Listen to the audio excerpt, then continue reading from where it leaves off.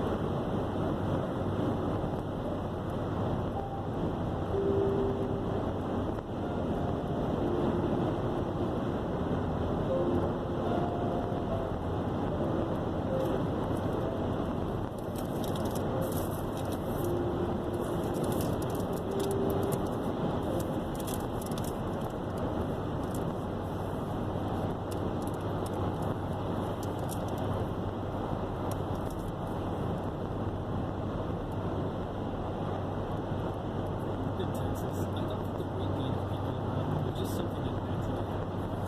No, I didn't ask how big his Texans were getting until I saw Morgan Spurling's supersized one, and he mentioned how 5 of the fattest cities in America were in Texas.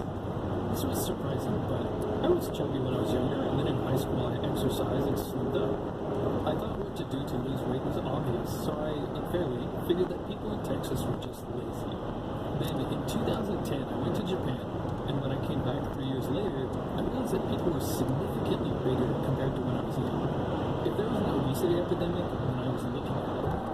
At this point, I started to think that it couldn't just be a matter of not trying hard enough, because that would suggest that what we really have an epidemic of is not caring. Maybe what actually happened is that the advice we've been given for losing weight doesn't work. This may be hard to believe considering 80% of the USDA's $140 billion budget goes to the Food and Nutrition Service Program, but hear me out. In my previous video, I talked about how weight reduction isn't just calories in, calories out, which is justified mainly by bad physics. As Dr. Blake Donaldson suggests in his 1962 book, Strong Medicine, continuous success in any line of endeavor, including weight reduction, demands rigid adherence to biological laws. It is biology, not physics, that will help us to understand the human body, and that when your body is properly fed, it will not choose to store fat in excess, nor make you hungry all the time. First off, let's say that you wanted to make an animal fat. What would you feed it? If you want your cows to produce steaks with more fat on them, you feed them more corn and grain instead of grass. To make foie gras, they force-feed ducks primarily with corn. In this study, they found the best way to fatten up rats was to give them a diet with ample amounts of cookies, cereals, chips, crackers, as well as sometimes those cheese and meats. Of course, animals are not the same as humans, so let's look at a population of humans that intentionally try to get fat. Japanese sumo wrestlers pack on as many pounds as they can in order to be able to push their opponent out of the ring. According to the Sugahara Institute's examination of sumo wrestlers' diet and lifestyle while at training camp, the wrestlers, as expected, are eating massive amounts of food. Some days they are hitting as much as 15,000 calories. But what macronutrient do they rely on to pack on the pounds? They're eating more than twice as much carbohydrates as they are fat or protein. Okay, it may not be surprising that carbohydrates drive fat accumulation, considering low carb has been a pretty big thing since 2002, when the New York Times magazine published a cover story entitled, "What if fat doesn't make you fat?" What may be surprising is that low carb is not new in the least. For almost 200 years, reducing carbohydrates for weight loss was a common practice.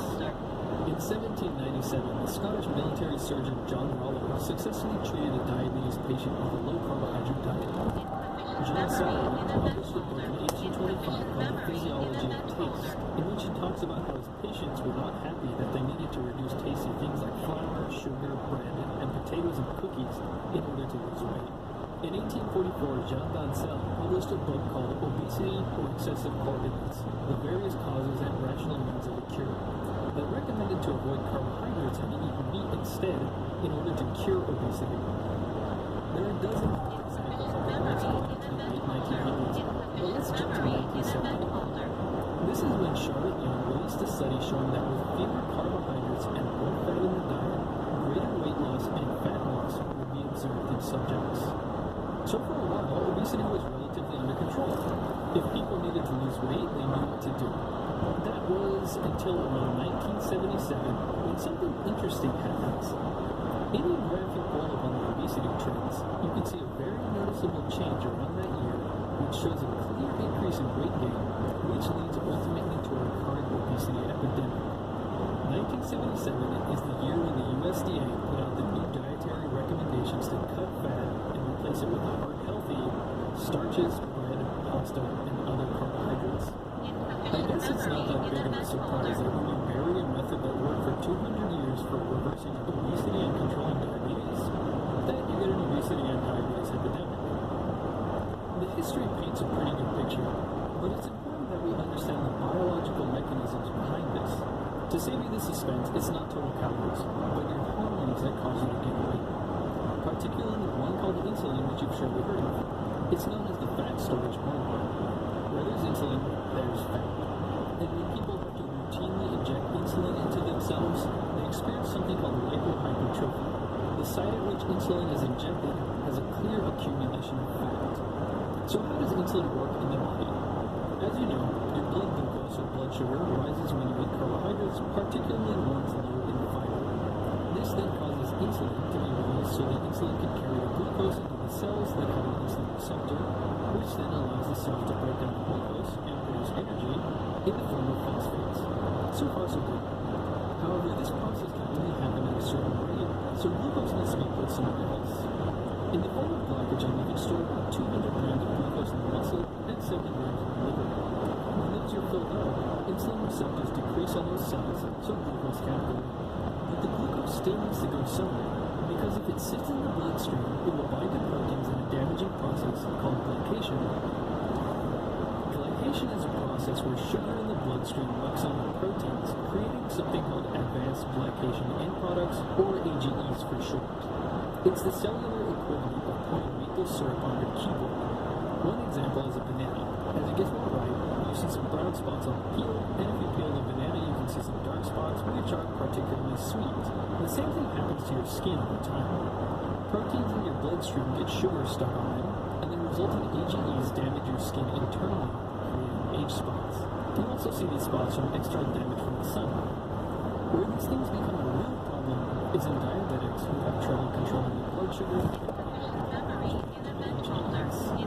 This is why diabetics can lose sight of their eyes and even end up having to amputate their toes, because these are the places with very small capillaries where it's easy for these AGEs to get stuck and cause serious damage. So back to the glucose processing.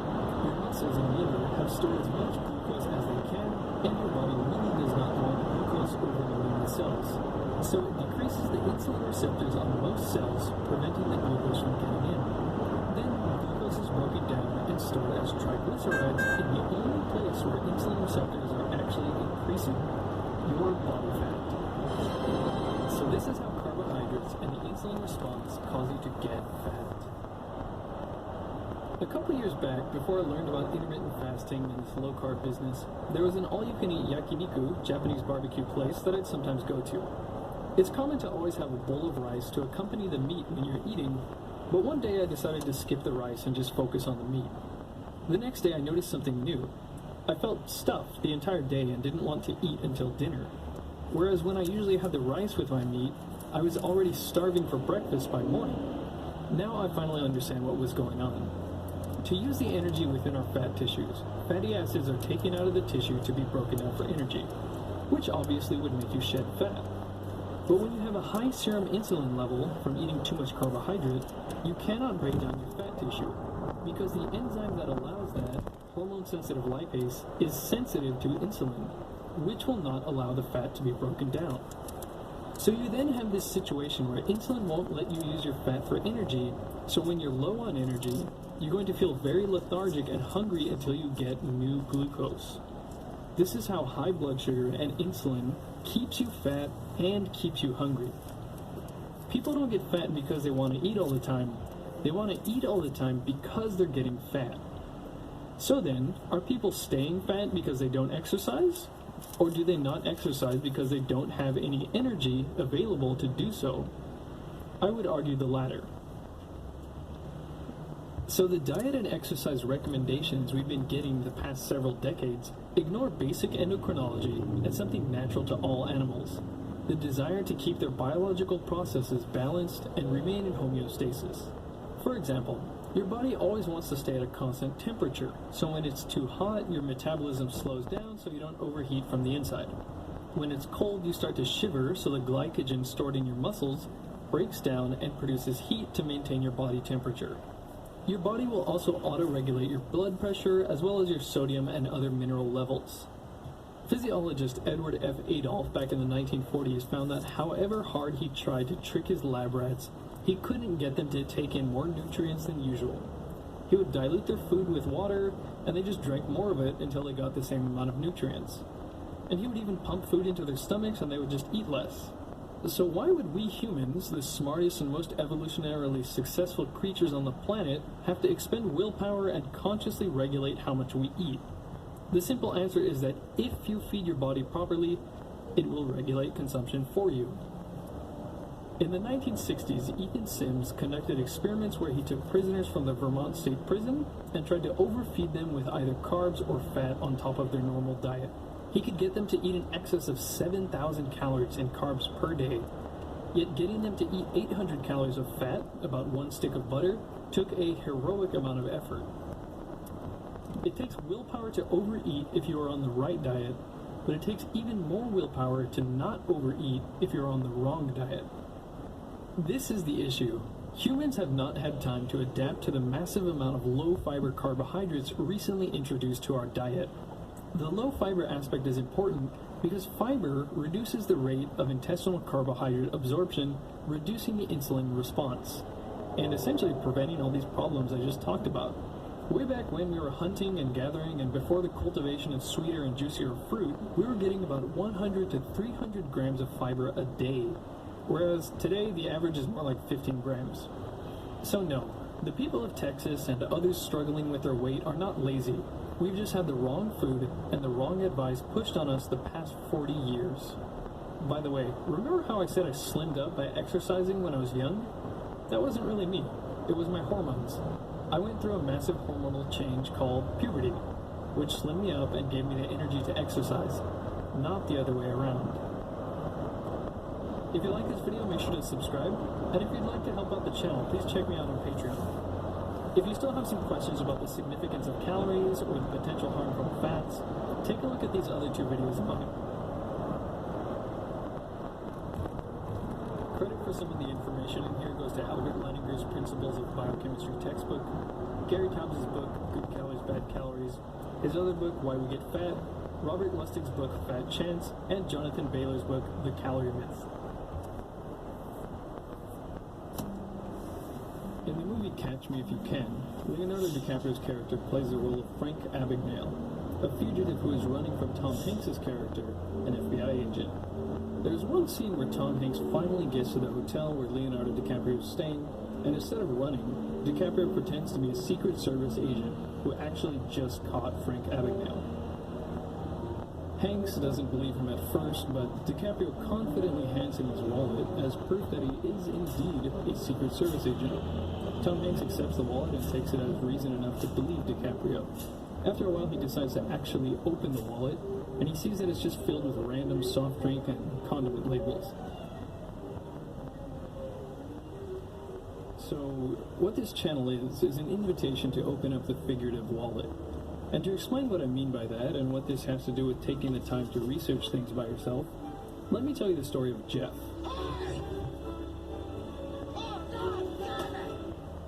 As per conventional practice, Jeff's life starts out with his mother lying on her back, attempting to give birth to him. The position she's in makes it harder to push Jeff out, so she's having a lot of difficulty with the birth. Is in a lot of pain, and an epidural is recommended. The epidural relieves her pain, but makes it even harder to actually give birth. It's getting pretty late in the day, and this whole process is taking far too long, so a C-section is recommended.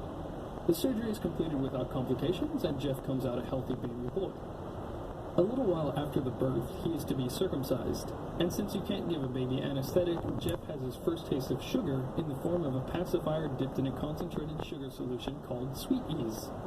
This activates Jeff's endogenous opioid system, providing an analgesic effect, and the procedure is completed without too much fuss. At home, Jeff's mother takes great care of him, and after 6 months puts him on Nestle's Good Start baby formula.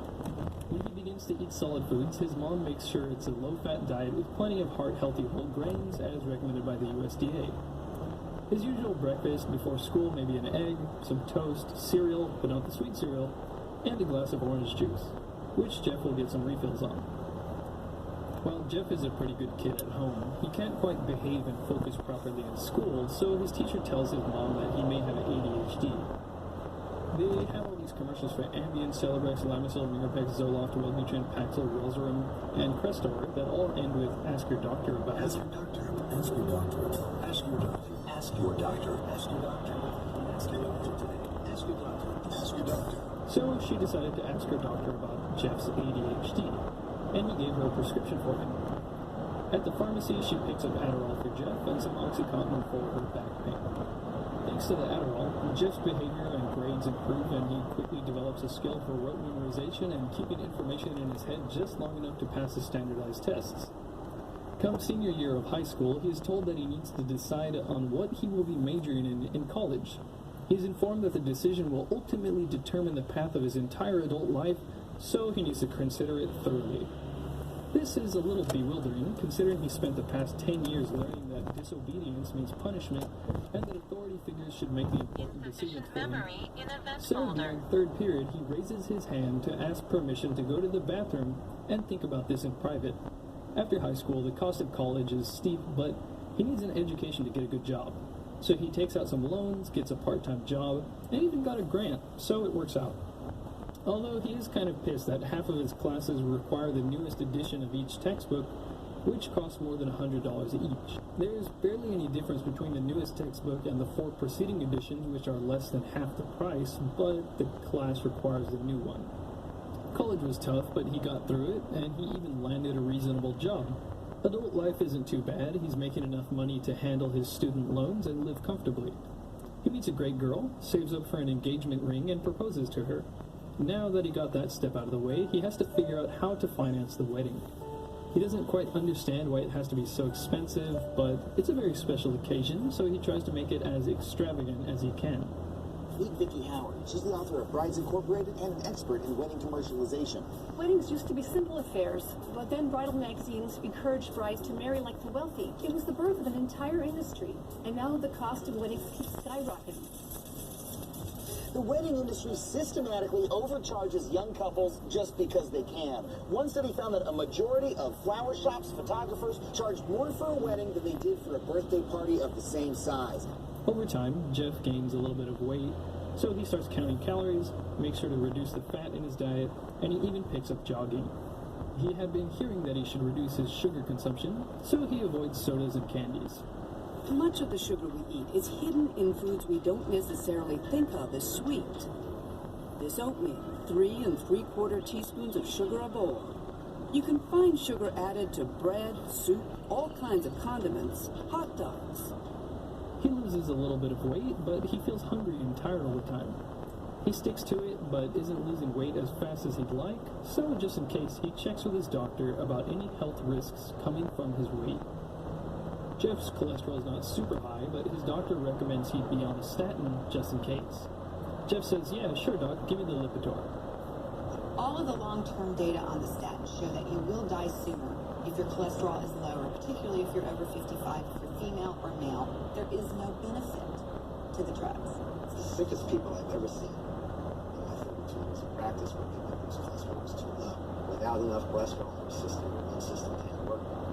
A couple weeks later, his wife complains about his performance in the bedroom, so he gets some Viagra for that. What is one of the major side effects of cholesterol-lowering drugs?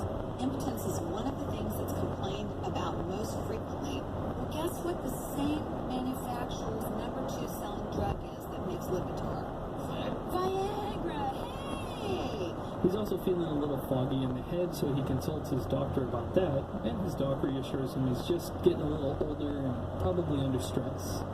The doctor finds out Jeff used to have ADHD as a kid, so he recommends Jeff to get back on some ADHD medication. He gives Jeff a prescription for the ADHD and a painkiller for some pain in his back from slipping on the stairs the other day, and then Jeff swings by the pharmacy to pick up his ADHD medication, the Oxycontin, a refill of Lipitor, and some Listerine for his halitosis. Jeff was then getting a lot of relief from the painkiller, but he started to worry about becoming dependent on it. On the weekend, he met up with his friend Tony, who said he got off of Oxycontin and started using marijuana to treat his pain instead. Jeff was very wary of illegal drugs, courtesy of Nancy Reagan, Say no to drugs. and the 1987 egg and frying pan commercial. Any questions? When Tony started talking about how Oxycontin is essentially legal heroin, and substances like marijuana only became illegal to benefit Richard Nixon's political campaign, Jeff politely changed the subject. He said, quote, the Nixon campaign in 1968 and the Nixon White House after that had 2 enemies, the anti-war left and black people. We knew we couldn't make it illegal to be either against the war or black. But by getting the public to associate the hippies with marijuana and blacks with heroin, and then criminalizing both heavily, we could disrupt those communities. Did we know we were lying about the drugs? or sweet deal. Later, Jeff and his wife have a beautiful son, Jack, who has an upbringing similar to Jeff's. In primary school, Jack's teacher tells Jeff that his son has trouble focusing, so medical attention may be necessary. Jeff recently had gone off the ADHD medication and the Oxycontin because it was making him feel weird, and he didn't want his son to have to go through that. He starts doing some research and learns that Jack's ADHD may stem from a couple things, one of them being Jack having been delivered via C-section. Apparently, the procedure doesn't allow the healthy bacteria in his mother's vaginal canal to be transferred to the baby, making it hard for Jack to develop a healthy gastrointestinal microbiome.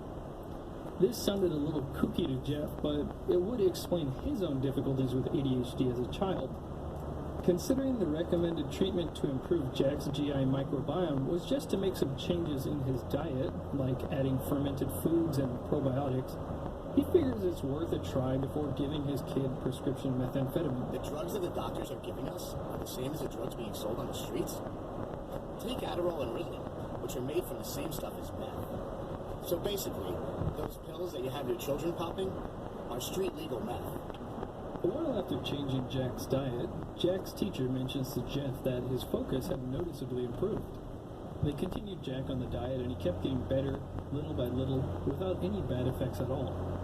At this point, Jack is kind of pissed off that he didn't learn things like this earlier, as it could have really saved him a lot of trouble as a kid. He starts to question other things, like whether or not he really needs to be on the statin.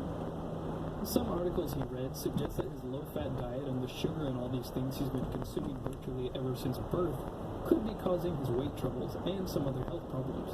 The calories in, calories out thing never really quite worked for him, so he gives that low-carb thing a shot, even though he's worried about heart disease. Then he starts to lose weight without feeling like crap, and his blood work actually shows better numbers. He starts to think that all these potential diseases linked to being overweight are certainly not prevented by, and could even be caused by, the USDA dietary guidelines. Later, his son Jack seems to be frustrated with school despite having good grades. After seeing the kind of homework he has to do, Jeff starts to think he might as well save his kid 10 years and just teach him how to use an encyclopedia. Then he finds out he doesn't technically have to have Jack in public school, and there are other school systems like ISDs or Montessori schools or Sudbury schools or charter schools that are actually more conducive to creativity, critical thinking, and better financial achievement later in life. What Jeff realizes is that more often than not, organizations don't always have the best methods, and are just saying and doing whatever best suits their interests and their profits. In 1971, then-President Richard Nixon began the war on drugs. Since then, the war on drugs has cost the U.S. over $1 trillion, and the prison population has risen over 70%. A company called Bethpage released a new Oxycontin. Police spent millions of dollars to convince doctors that Oxycontin was safe and not addictive. Yes or no? Do you believe nicotine is not addictive? I believe nicotine is not addictive, yes. Mr. Johnson, I don't believe that nicotine products are addictive. I believe that nicotine is not addictive.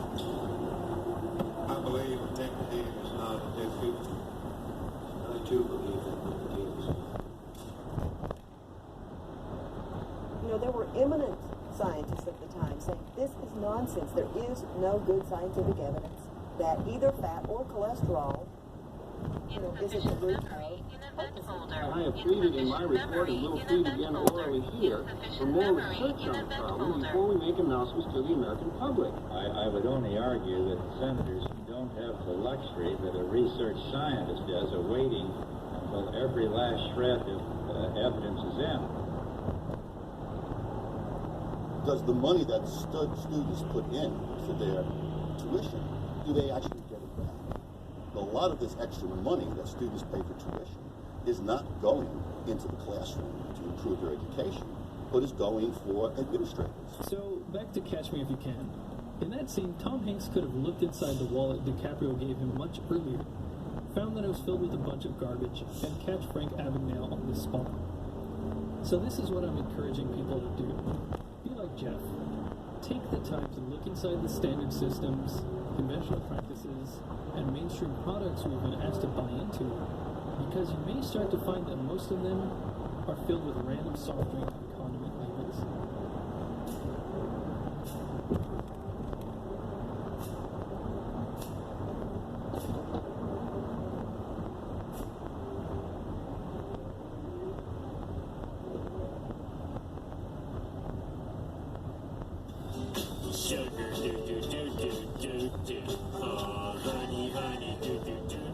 You might have read something lately about sugar being 8 times as addictive as cocaine.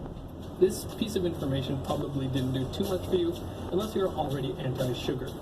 Considering everyone has eaten sugar at some point, how could this be alarming? I mean, logically, if sugar was 8 times as addictive as cocaine, this statement would feel either entirely obvious or totally unrealistic. That is, for most of us it sounds unrealistic, but if you stabbed someone in the past 6 months for a piece of cake, then the information comes with little surprise. And what does that mean, 8 times as addictive? Do you get hooked 8 times faster? Are the withdrawal symptoms 8 times worse? Would you kill 8 people to get some sugar but only kill 1 person to get cocaine? Well, a study from 2007 presented rats with the chance to choose either a sweetened water solution or a cocaine water solution 8 times a day. They almost always picked the sweetened water. Other studies have shown that rats, even when already addicted to cocaine, will quickly forget about the cocaine and work much harder to get sugar, even when it means walking over a panel that will repeatedly shock them. But what are the implications for humans? And should you even care? If you're experiencing sugar addiction, you'd surely know it by now, right? So, several recreational substances exist in nature without needing much processing, like dried tobacco leaves, beer from fermented barley, or even the sap from the opium poppy plant. The closer you remain to the natural state of these things, the less dangerous and problematic they are.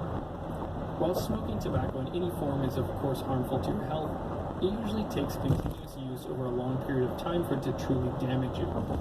It's very rare that someone would drink beer or wine to the point that they get alcohol poisoning or become seriously addicted to alcohol.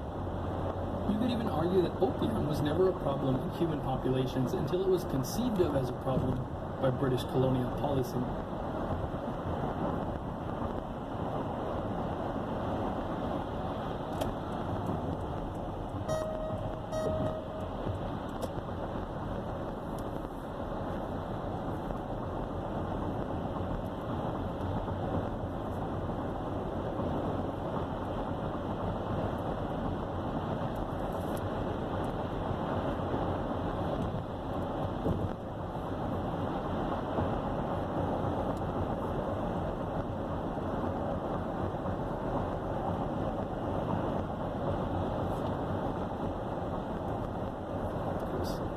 Italian aristocrat and actor Dado Ruspoli had supposedly smoked opium for over 45 years without it having severe repercussions on his life. Substances like this only become truly hazardous to your health and terribly addictive when you extensively refine them. Around 1810, morphine was derived from opium and was available in the US from the mid-1850s to be used as a painkiller by doctors. Due to injuries sustained during the Civil War, many soldiers were exposed to morphine, and suddenly you had tens of thousands of morphine addicts. Then, in 1874, heroin, which is derived from morphine, was marketed as morphine's non-addictive substitute, and since then, the heroin addict has been ever present in American culture. Another example is the very dangerous and very addictive cocaine, which is also a product of refinement. The refinement of coca leaves. These leaves have been chewed by farmers in the Andes for hundreds of years for a boost in energy, and the worst they got from constant chewing of the leaves was maybe bad teeth. Alcohol too doesn't get that bad until you refine it or distill it. People who have become alcoholics will skip the weaker fermented alcohols like beer, wine, or cider, and stick to the hard distilled stuff like whiskey, gin, and vodka. Have a couple beers and you might be kind of a jerk, but for most people it's not until they start doing shots that they'll make a real ass of themselves, black out, or end up in the hospital. In each of these examples, the result of refinement is a higher concentration of a particular ingredient that will have an effect on your brain's reward system. What happens is the substance either occupies your dopamine receptors or causes dopamine to be released and it makes you feel good. That is, you get more bang for your buck. Distilled alcohol means you get drunker for a lot less liquid, and cocaine and heroin give you way more of the feel-good effects from just a tiny bit of the substance.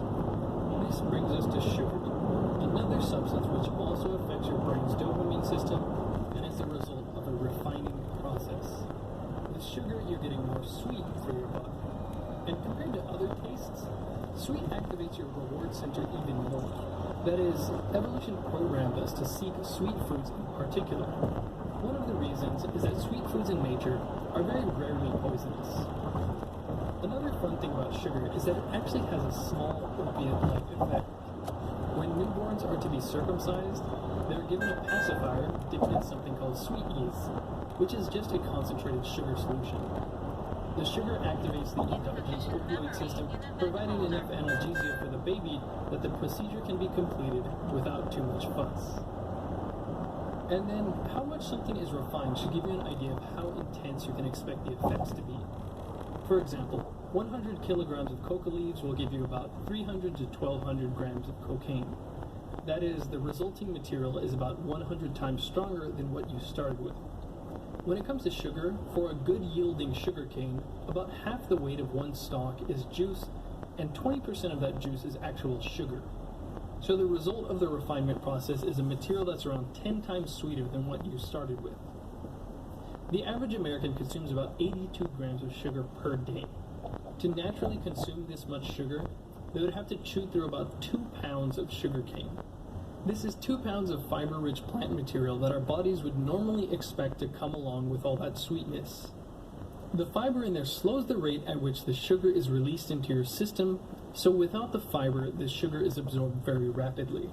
This is another parallel to cocaine. Your body could probably handle chewing through 100 grams of coca leaves because the active ingredient is released very slowly into your system. However, if you slam that amount of active ingredient instantaneously via your right nostril, then it's going to be a shock to your body. Okay, so sugar has some parallels to narcotics, but how is it actually addictive? In animals at least, sugar addiction has been thoroughly proven. However, establishing addiction in people is a little different. According to the APA Diagnostic and Statistical Manual, 3 of the following 7 criteria need to be met. 5 of these criteria are considered psychological, and they are binging on the substance, a desire to quit using the substance, craving or seeking the substance interfering with your daily life, and continued use of the substance despite negative consequences. The other 2 criteria are considered physiological, which makes them the most important in establishing addiction. They are tolerance and withdrawal. Tolerance is easier to establish objectively because you can use neuroimaging to actually see it. What's happening in the brain when you become tolerant to something is that the dopamine receptors in your brain get downregulated. So more dopamine is necessary to get the same effect. Essentially, you need more of the substance to get the same amount of pleasure. If you take a look at a cocaine addict's brain, you can see that the cocaine has clearly downregulated their dopamine receptors. Then, if you look at the brain of someone who frequently overconsumes sugar, you see the exact same thing in their brain. This is tolerance. And what about withdrawal? People who try to quit sugar consistently report symptoms like lightheadedness, headaches, anxiety, mood swings, muscle aches, general fatigue, and physical tremors, or the shakes. If you've seen Morgan Spurlock's Super Size Me, you may remember this scene. I was feeling bad in the car, feeling like shit. Started eating, feel great. Feel really good now. I feel so good, it's crazy. So what's happening here is he's having withdrawal symptoms until he gets the food again. And what is almost every one of McDonald's products loaded with? Sugar or high fructose corn syrup, which is chemically almost identical to sugar. In this documentary, That Sugar Film, Australian filmmaker David Gamo goes on an experimental high sugar diet for 30 days. Despite consuming the same amount of calories and just upping his sugar intake, in these 30 days alone, he gained 8.5 kilograms, 19 pounds, and by the 18th day, he had developed fatty liver disease. When he finally goes off the diet, he talks about his withdrawal symptoms. Frankly, it didn't feel that different from giving up cigarettes. had headaches, I was moody, my sleep patterns were terrible. Woke up very early, and as soon as I was awake, I coughed, craving sugar. As Paracelsus said, the dose makes the poison. So if you're not someone who's eating candy or drinking soda on a regular basis, you might not be worried about all of this. However, the real issue is that a lot of people could be overdosing on sugar without even realizing it. Ever since the low-fat craze, our food supply has become more and more overrun with added sugars, and now 80% of our food has sugar added to it. One of the reasons is that if you take the fat out of something, it tastes like garbage. If you're a food company looking to maximize your profit, your product needs to appeal to health-conscious consumers, and it needs to taste good. So you take the fat out of the product so you can market it as low-fat, and then you put sugar in where the fat was so that it still tastes good. In fact, food companies found out that you can make almost anything taste better by putting some sugar in it. The bliss point is a term the food industry uses to describe the point at which a product is most likable for the majority of consumers. And the majority of consumers like more sugar than less. So the bliss point is going to be the point at which the maximum amount of sugar has been added before the product becomes too sweet. This includes anything from bread to pizza sauce to salad dressing. Sugar used to be way more expensive than it is nowadays. Way back in 1319, it sold for about $50 a pound. But as sugar cane and sugar beet cultivation improved and the refinement process became more advanced, sugar became significantly cheaper. Then things got really cheap with the advent of high fructose corn syrup, which again is almost identical to sugar. Because of the way subsidies are managed in the United States, we end up with a massive amount of corn. In 2010, 32% of the world's corn supply, $63.9 billion worth, came from U.S. farmers. That's a lot of corn. No wonder this corn-derived sweetener is in almost everything. High fructose corn syrup and sugar have built up a bad reputation over time, but there's 54 other names for sugar that the food industry can use to have us feeling better about their products while keeping the sugar in. This is how even the more health-conscious people can end up consuming more than twice the daily recommended intake of sugar without even knowing it. And now we have the question, are you addicted to sugar? If you're like most people, you're fulfilling your cravings at almost every meal without even knowing it. So how could you tell? With something like caffeine, you can take a pretty good guess about whether or not you have some dependence on it. You can just go without coffee for a while and see how you feel. However, with sugar, it will take some deliberation and careful label reading to properly cut it out from your diet. But I really recommend you do try cutting it out so you can know how you feel without it. It's important to know whether or not you are dependent on this stuff because, as I'll discuss in my next video, sugar has some particularly negative effects on your health. Disease doesn't happen with one meal, but it happens with 1,000. But that's what we have because now sugar is with every meal. If you like this, make sure to check out these other 2 videos on health, and maybe even consider supporting me on Patreon.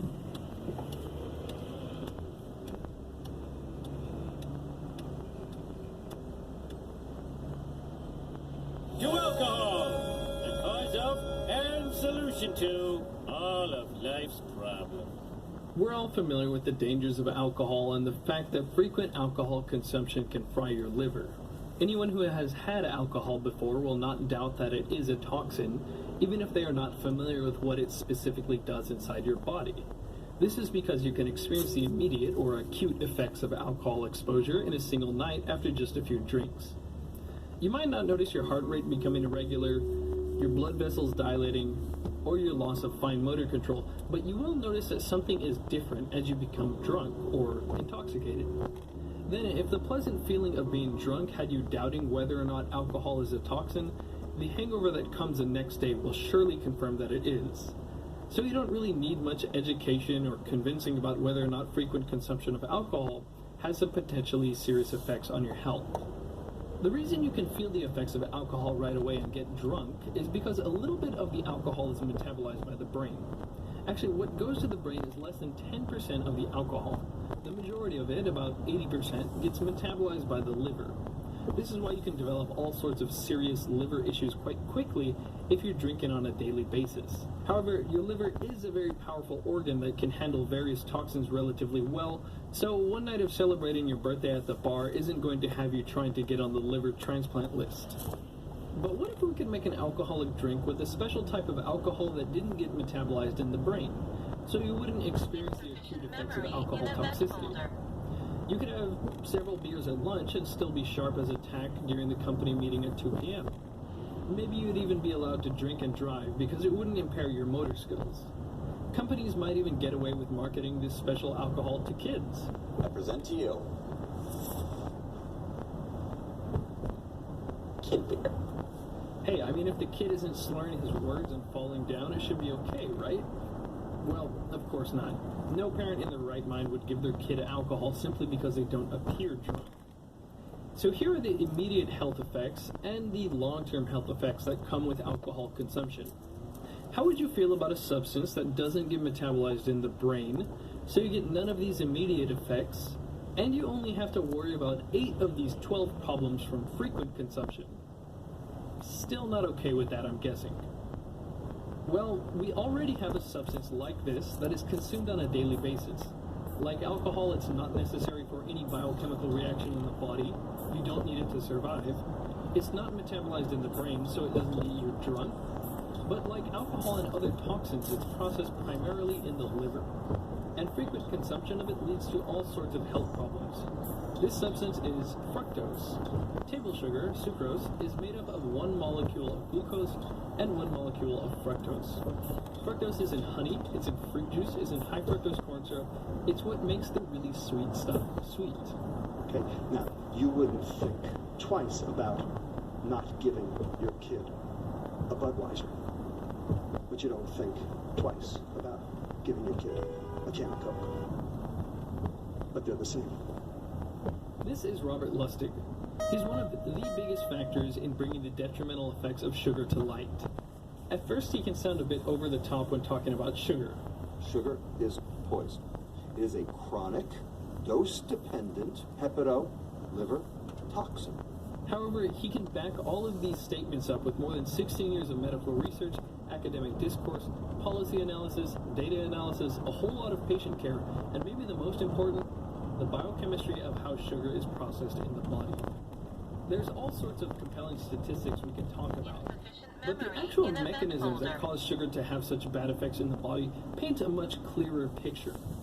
Once you understand how sugar is processed in the body, it leaves very little debate as to whether or not sugar could be considered a toxin, and you start to see a slice of white bread. First off, only 20% of the glucose you ate will actually hit the liver because the other 80% is metabolized by all the other cells in your body. Before glucose can get into the liver cell, it needs to stimulate the pancreas to make insulin. The insulin will stimulate this insulin receptor, IRS1, which causes a series of reactions to then stimulate SREBP1 and activate this enzyme called glucokinase.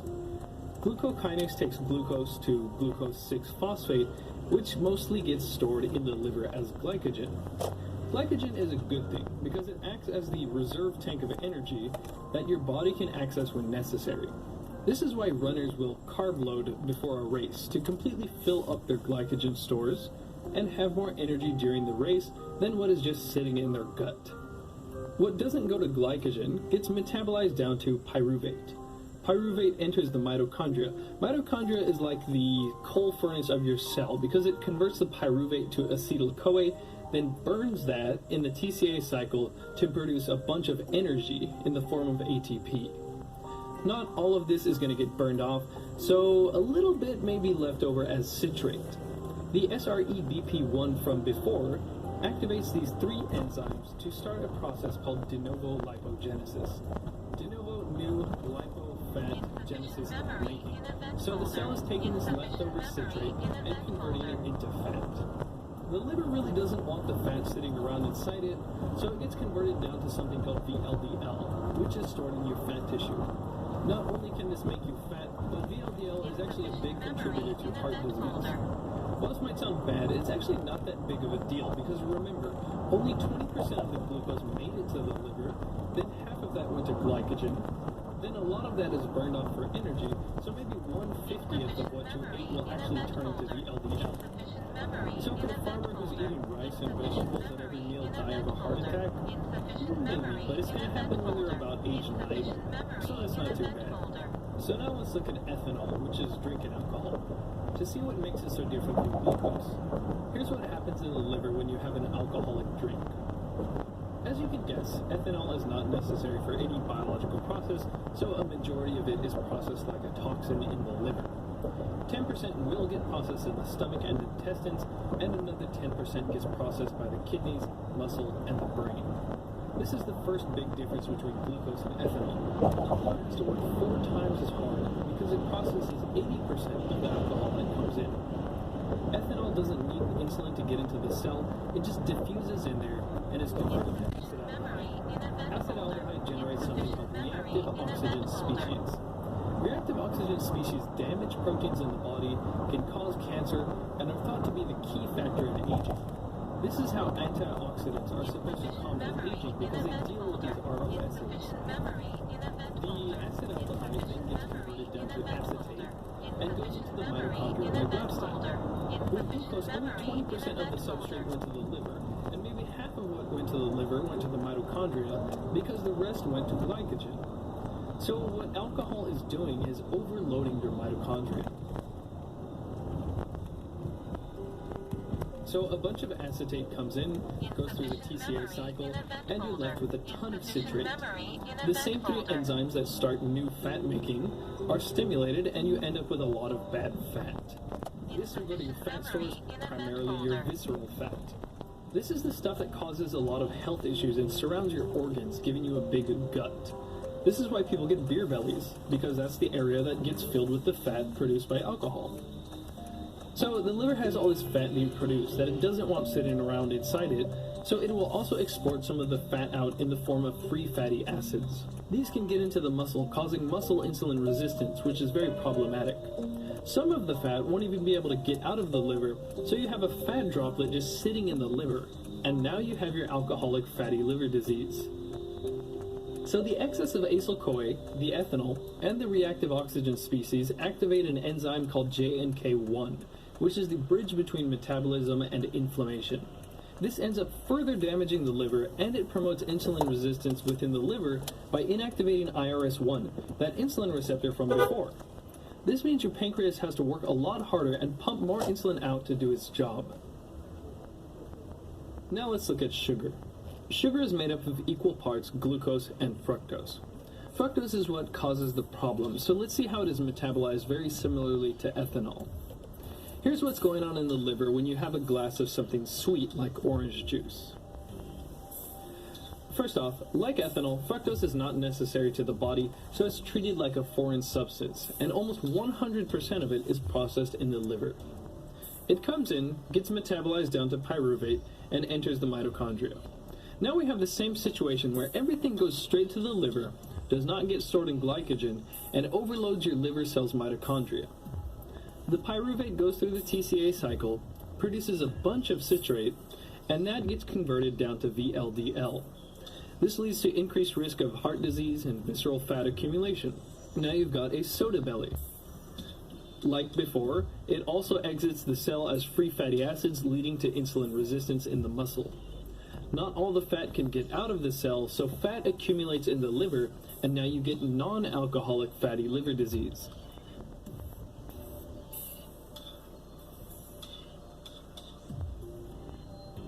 The same JNK1 gets stimulated, which promotes inflammation, and JNK1 acts on the same IRS insulin receptor, causing insulin resistance in the liver.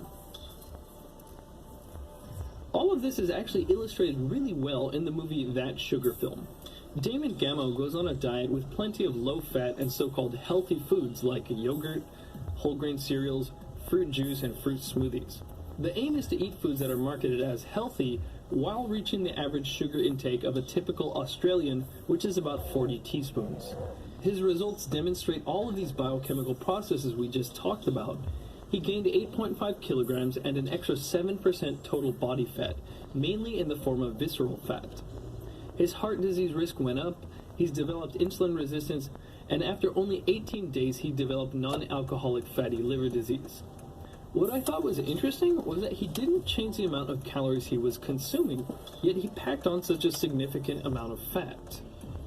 Actually, there's another element to fructose metabolism that makes it generate so much fat. Fructose forms something called xylulose 5-phosphate, and this further stimulates the de novo lipogenesis enzymes, leading to even more fat making. That explains the obesity epidemic. Also, when it's getting converted to fructose 1-phosphate, it produces uric acid. Uric acid raises your blood pressure, and now you get hypertension too.